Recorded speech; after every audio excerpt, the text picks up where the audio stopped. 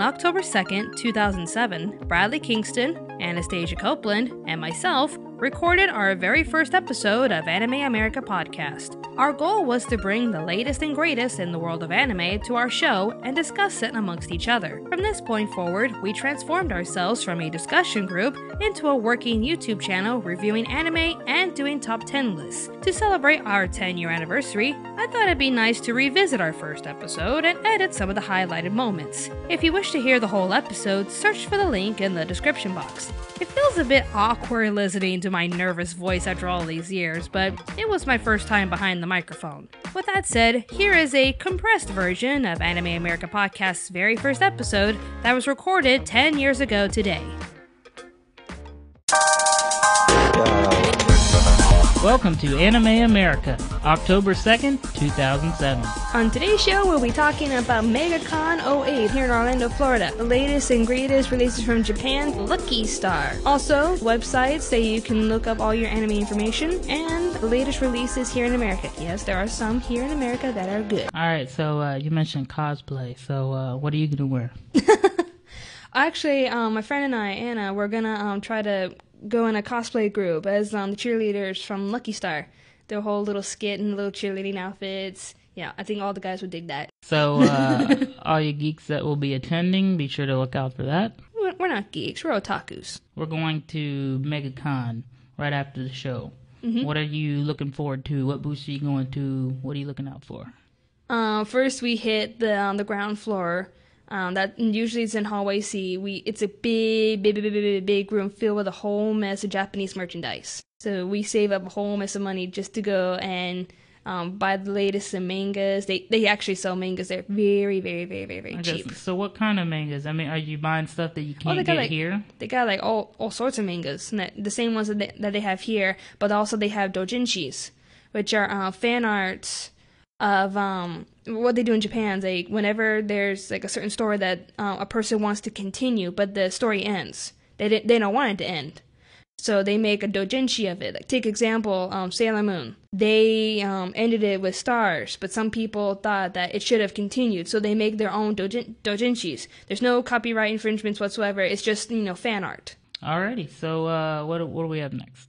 There's also an AMV contest that should be going on once a year, Anime Sushi. Anime Sushi is the reason why anime did come to Megacon, because Megacon was usually a sci-fi only convention. Sorry, I'm sorry, Trekkies. There's more of us than there are of you. That's so true. I actually made my very first AMV over at Megacon, because I had my laptop with me, and I was just learning how to make AMVs. Can we find that on the web? I do have some AMVs on YouTube. I'm not going to release the one that I just made yet, because I think according to the AMV rules that you have to make a fresh AMV that hasn't been released out into the websites just yet. How can we find some of them? Well, first, the one that got top comedy/parody back at JCon 07, that's Azumanga Flaunt.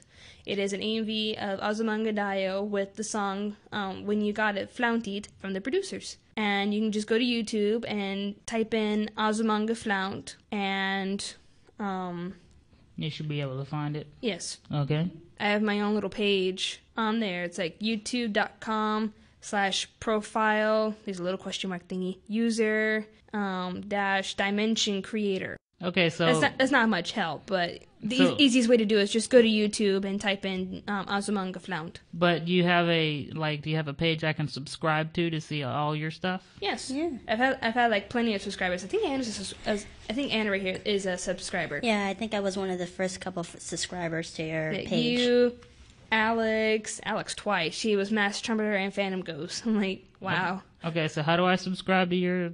Anna, how did you do it? Actually, there's a button that's on the bottom of the viewing page. Mm-hmm. It says subscribe. Just click it, and you're subscribed to it. So if I find that one video that you just talked about, then I can subscribe to all your videos. Yeah. Okay. A few weeks back, they had a Naruto marathon all weekend, every episode. The 3-day Toonami marathon on Cartoon Network. I TiVo'd every single episode. The first 100 episodes. And I watched every single one of them except for one. I missed one because there were so many recordings it got deleted. Wow. But I've seen like every episode now. I'm caught up. Cry. Let's talk about that website that you go to so that you can watch it on the web. What is that? Oh yes. My friend, I think it was Alex Sierra, she's over at NYU. Hey, Alex. She introduced me to a very, very, very awesome website called Crunchyroll.com. Yes, you heard me right. Crunchyroll.com, kind of like a little biscuit roll thing you have at Thanksgiving. And it's very crunchy. So if I go there, how do I find an anime and how do I watch it? Do I need special software? What's up? Well, there's no software. It's like a YouTube for anime. Okay. It's a website dedicated straight to anime. It's just like YouTube. You can like type in whatever anime you want. Hopefully they'll have it, and you can just watch it as if you're watching it on YouTube. Yeah, I noticed. Yesterday I was looking up some things and I couldn't find this show. I can't remember it now. It's probably like only the latest releases in Japan. And some that are in America, like Bleach. I think Bleach is still there. They have Hamtaro. Oh, God. Tell us about it. The latest release in Japan. Alright, the latest and greatest from Japan. See if I can load up my review. Lucky Star! Yay! Alright, here's the story of Lucky Star. This is actually from the most incredible creators from Japan. If you ever heard of a little show called The Melancholy of Haruhi Suzumiya, these are from the same people. It's like, woohoo! The Melancholy of Haruhi Suzumiya just hit Japan like crazy. It was just the most amazing anime to ever be released in Japan and in America. And now Lucky Star is from those creators. Lucky Star is the most random show ever. It's not like the typical anime that it's like Robotech or flashing colors or gorgeous women. No, this is actually an actual reality-based anime. It's actually the story of 4 girls attending high school and their random adventures in life. It's kind of like us, the random things that we encounter. Nothing ever goes according to plan, so we just, go with the flow of life. It just makes life more interesting. All right. So, and you were telling me before that it's like a realistic anime, and they watch like anime on the show. Yeah, they actually do. Since it's from the creators of Haruhi, they actually have Haruhi being a guest star in the show. They have her like doing commercials. They actually show scenes from the anime. They actually have the main character Konata talking about episode 9. She was like typing in she was typing a review in the website. She was all like, in episode 9, you can obviously tell that they were trying to save up on money since they like lagged in that one scene. I'm like, oh yeah, she's got a point. I remember that episode. So which episode was that? That was like episode 9, which was supposed to be episode 14, in which it was like supposed to be the final episode. Oh yeah. And they're like at school just hanging out, and you see Nagano just, like reading her book, and you hear the band singing in the background, playing some music, and she was just the entire scene was just her just reading her book. I could do that. I think we all can. Yeah. We have mangas, we're good. It's just a story about 4 girls in high school. They're just facing the random, states of life. The main character, Konata Izumi, she is a total otaku. She totally loves anime, video games. She can be very smart and very athletic if she wanted to, but she believes that cuts in too much into her primetime anime. So tell me what's an otaku, you said? Otaku is the definition in Japan. It means in America a geek. Yeah, pointers in Japan, karaoke it's great. Is awesome. It is a miracle sent by God. Here, it's just get off the stage. Yeah, nobody likes you, especially if you start singing a song in another language. You're like, who are you? Remember that from Avenue Q? Get a job. Thank you, honey. Oh, you wanted to talk about Rozen Maiden? Oh, yes, the releases in America. This one, all the episodes of the first season of Rozen Maiden are in America. What it is, it tells a story about a boy named Jun Sakurada. He is a boy who's been traumatized after an incident in his junior high school, so he never, ever, ever goes to school again. his sister Nori Sakurada tries so hard to like get him back to school, but he just keeps shunning her aside, saying, "Shut up, I'm never going back." And all of a sudden, he like buys into this deal where you can to wind or not to wind. Yes, you have to like answer the question to wind or not to wind. So he answers to wind and puts it in his desk. And all of a sudden, he turns around and he sees a chest. No, he trips over it. Oh, he trips over it. That's right. That was funny. He turns around, walks away, trips over the chest. I'm like, what the? And he opens it up and he sees a doll in there. A doll that like looks very realistic, very small and petite. She looks like a real person. That you touch her, you feel like she's so soft, and her hair is just so pretty. And he sees like this little hole in the bag. It's like, what the? And he sees a key at the bottom. He winds her up, and all of a sudden she comes to life. Just a moving doll, living doll. And the first thing she does is like slap him. Because he looked under her dress. So what's the deal? Does she have any magical powers or what? Oh yeah, she does. Okay.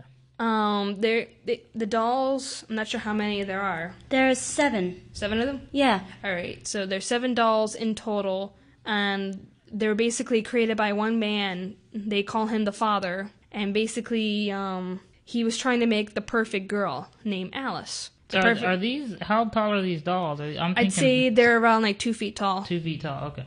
So they're pretty small. They scare me. Okay. Oh. I have You're afraid of Cabbage Patch. Oh, yes, I am. I had one, and I put it in the closet, and it's still there. And it taunted you every evening. No, actually, I have dolls that taunt me. I set them on the stairs. With the dolls and their magical powers, there's one man, they call him Father. All of them call him because he's the creator. He wanted to... The ring? Remember the ring? The medium. I was going to tell about that. Okay. You're skipping ahead. I tend to He do that. created the 7 dolls to try to make a perfect doll, a perfect daughter named Alice. Do they combine like Voltron to make the perfect doll? No. Actually, they try to kill each other to become the perfect doll. Rosa Mystica. There can be only one. Exactly. Actually, I love anime. I collect it. I've loved it for years. And that's one of the reasons why I wanted to do this show, because I knew you guys know way more than I do. Hey, but stick here and we'll teach you. There we go. Stick around, buddy. Yeah, I learned from Robyn. You learned from both of us, although I don't learn that much. Her very good. So I'm the Padawan learner of the anime. Hey, it's all good. The more the merrier. Yes, Padawan. I'll call you that from now on. There's one last thing on this list. I didn't know if you wanted to talk about it. I see it says The Adventures of Kun-kun. Oh, that one's cool. I love Kun-kun. All right. On Rozen Maiden, there is a show that they watch. Yes, they're watching anime in an anime. Wow. It's called The Adventures of Kun-kun.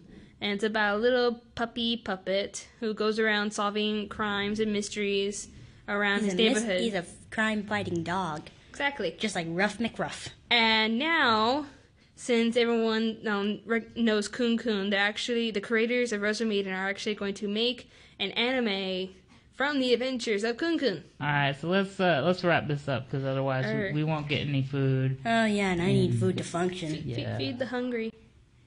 Not feed the hungry, feed me. All right, so do we have any shout outs or promotions or anything to promote? I want to say hi to my mom, my brother, and my friends up in New York and everything, and then I'm done. That was typical. Okay. Oh, I also want to say hi to Robyn. Hi, Robyn. Hello, Anna. That was useless. And hi, I forgot your name. This is the Padawan. Oh yeah, hi Padawan. This is the part of the show where we shout out random names and everyone hits stop on the on the podcast. I've actually seen that I went to a friend's house. I think it was at Kenny's, and he had one of those like beach towels. I'm like, only you, Kenny. Only you, Kenny. I hate you. Oh, I wasn't expecting that. This is Bradly Kingston. I'm Robyn Moore.